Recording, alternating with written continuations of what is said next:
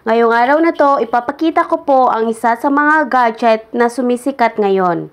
Ito po ang smartwatch. Nasabi ko pong trending kasi upgraded na po mula sa unang labas.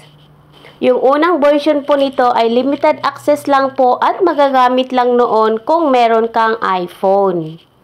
Ito ang modernong smartwatch ngayon na may touchscreen at may kaap-kibat na app para sa pagsasaayos ng setting nito.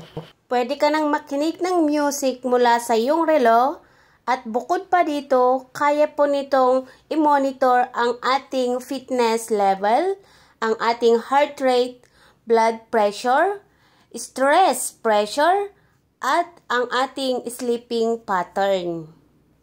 Dahil Shopee affiliate po tayo, bago ako magbenta, kumuha po muna ako ng sample for the record para din matesting natin at hindi ako mapahiya sa mga gustong bumili.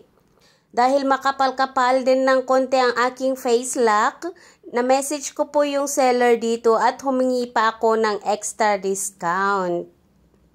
Ito po yung napili ko para sa akin. At less function lang siya kumpara dito na susunod nating bubuksan.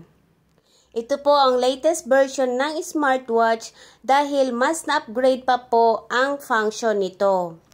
Ang isa sa pinakagusto kong function ng relong ito ay pwede po kayong mag-receive ng tawag or tatawag gamit ang iyong watch. Gaya ng una kong binanggit, ang mga ito ay magagamit lamang kung i-connect natin siya sa ating phone at sa isang mobile app. Ito rin ay rechargeable and good for 10 days or depende kung gaano mo siya ginagamit dahil nga pwede rin pong makinig ng music dito at kung ano pang mga mobile activity na pwede nito.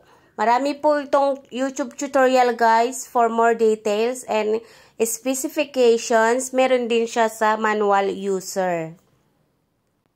Para sa mga gustong mag-avail ng product na to, check lang po natin ang ating link sa description box or sa comment section. Dalawa po yung link na ibababa ko kung saan po yung location nyo, pipiliin nyo lang po. Bale, meron po tayong Shopee Philippines and Shopee Malaysia. So, yan lang po for today's video. Thank you so much for watching. See you again on my next vlog. And thank you po pala sa mga nag-o-order gamit ang aking Shopee link. Maraming salamat po and God bless.